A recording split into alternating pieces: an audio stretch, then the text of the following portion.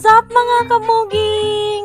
Ngayong araw nga ay naisipan na naming iluto yung naisyaron naming labong. Ambushoot kung tawagin naman ito sa Ingles. Pero dahil wala nga kaming saluyot ay inutusan ko munang manguha si Benji. At yan nga yung isang diskarte namin para makatipid sa ulam. Habang siya nga ay bising nangunguha, ako naman ito pa-video-video lang at binibilang ang tagyawat ko.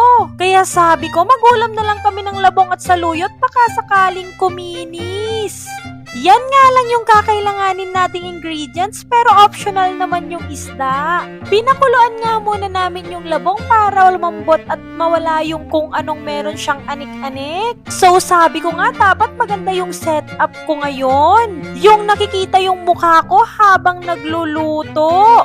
Pero nahiya naman ako kasi ang lalaki pala ng tagyawat ko at ang laki pa ng bilbil ko, nakakaloka. Kaya sa susunod, sabi ko magba-black shirt na lang ako at yung maluwang-luwang. Pinakuluan ko nga muna pala yung tubig tapos nilagyan ko ng bagong. Isinama ko na rin nga yung sibuyas at saka yung bangus. Para naman nga yung lasa ng isda ay manuot na sa sabaw. Pagkatapos nga nun ay nilagay ko na yung saluyot.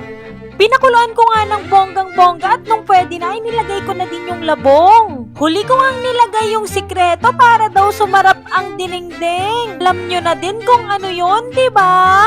Ayun na nga't na magic ko na yung lasa. For the tikim-tikim nga ang person at hindi ko din in-expect na masarap nga.